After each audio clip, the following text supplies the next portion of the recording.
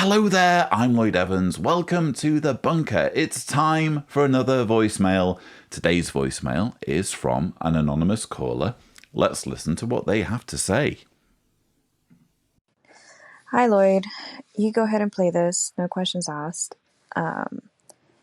When my mom, sorry, I'm just going to get into it, but when my mom was pregnant with me, my dad went to prison. Okay. And he wasn't a Jehovah's Witness yet, but when he was in prison, he started studying with Jehovah's Witnesses.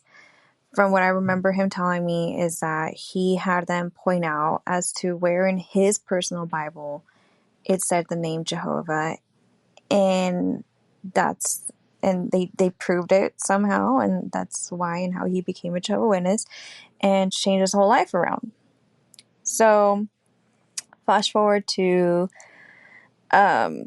10, how old was I? 14 years later, my dad gets deported for things that he did before I was born. So from 14 to I had my dad up until I was like 14. After that, my dad just kind of started fading, kind of like, you know how Jehovah's Witnesses fade out of being Jehovah's Witnesses? Well, my dad started fading from my life. Being a Jehovah's Witness, being an active Jehovah's Witness. And during the time, my mom was a pioneer.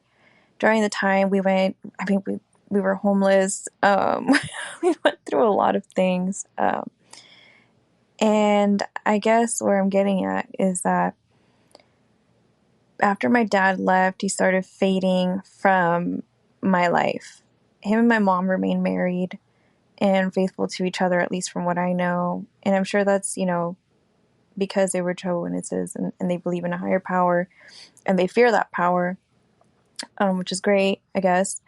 But I just don't understand how, in between that time, if I wasn't disfellowship, my dad could really just disown me in a way. And I was still an active Jehovah's Witness. Now, when I turned 18, I decided I no longer wanted to go. I had a worldly boyfriend. I moved out. During this time, I was disfellowship without a judicial committee. And I was just warned in a letter saying, you're going to get disfellowshipped, and here's the reason. And it's stated, underlined in bolded letters, fornication. Okay. So, anyways, I was disfellowshipped. Flash forward a few years, I moved back home. I decided that I wanted to leave my worldly boyfriend and give the truth another chance. So I did. And that only lasted for about no more than like 2 years. I think I dated about 2 Jehovah's Witnesses during this time. One who didn't care that I was disfellowshipped and trying to get back into the truth. And the other one who ultimately led to my second disfellowshipment, if that's how I say it. Anyways, during this period, I just, even throughout being in the truth or not being in the truth, my dad he does not communicate with me. And he makes me feel guilty about myself and who I am as a person, even though I feel that I am, to an extent, I mean, I know I'm a good human, but I feel like I'm a better human than him. I mean, maybe I'm saying that wrong, or it sounds, I don't hope that doesn't sound conceited, but I mean, come on, like, the man abandoned me, okay?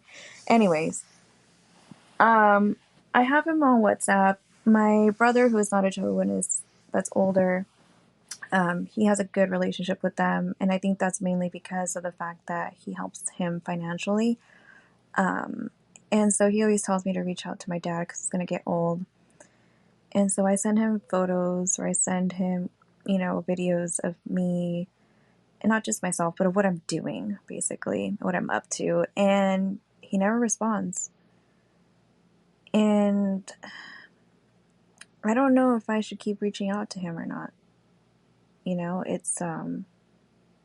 It's pretty clear that he doesn't want a relationship with me, although I see that he sees my videos or pictures, whatever. I don't know. What do you think? Anyways, I have like 20 seconds left. Thanks for everything that you do. I really enjoy tuning in to you on YouTube. I actually listened to your book on Audible as well. Good work, you know? I appreciate your hard work because it's helped me in a positive way. Anyways, take care. Well, thank you so much for your message. Wow. Sounds like you've had quite a journey. I'm sure it's been very difficult for you navigating that whole issue of being disfellowshipped, I think twice, and having to cope with shunning from your father. Shunning, apparently, irrespective of whether or not you're a Jehovah's Witness. And just as you got right down to it with your story, I'm going to get right down to it with my advice. Bear in mind, you know, lives are complicated, relationships are complicated, and ultimately you need to navigate this the best way you think you can. You certainly shouldn't be calibrating your life based on anything I have to say as someone who doesn't know all of the ins and outs.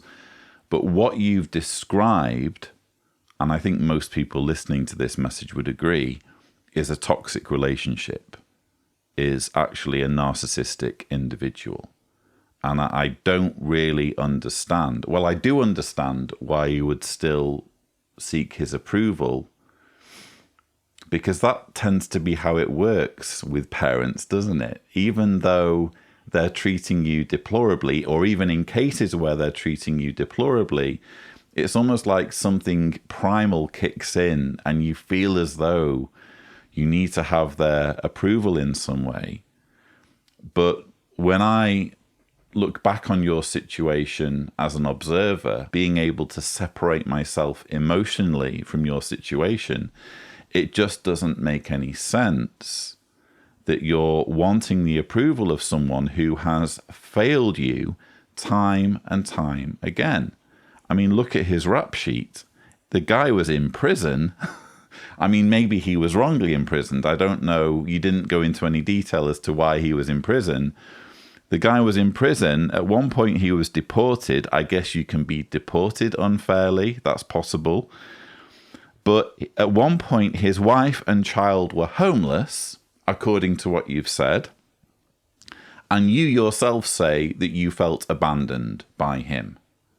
And yet this is someone who dares to moralize over you and your life and the decisions that you make. I'm sorry, he lost his moral high ground a long time ago.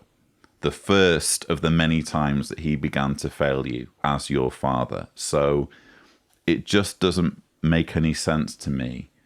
I mean, basically what this amounts to is a question of, why is my father shunning me, whether I'm a Jehovah's Witness or not?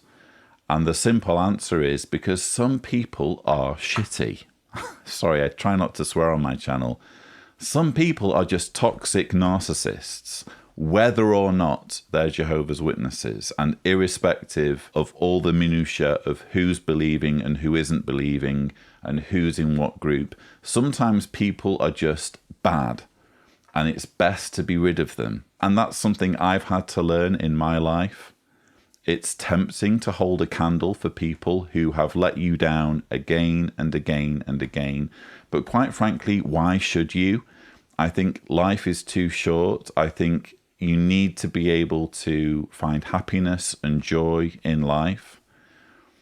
And my heart breaks when you say, oh, I'm sending him videos on WhatsApp and he's not replying.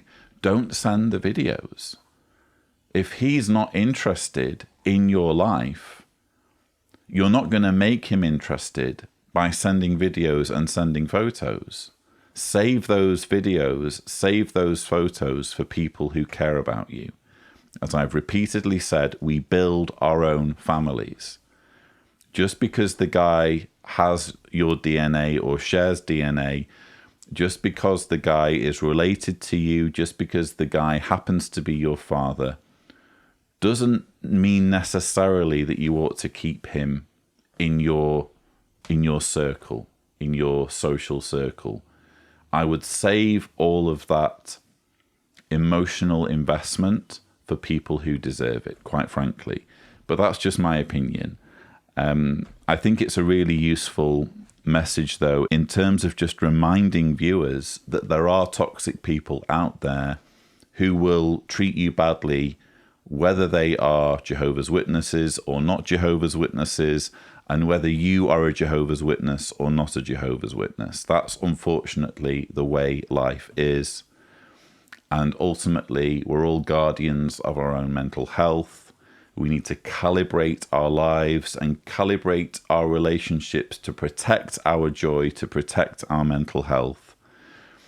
And I guess that's what I would like to see you do in this situation, is to just take ownership and realize that you oughtn't really be holding a candle for people who are treating you badly. And I realize it's easy for me to say that when I'm not the one in this situation.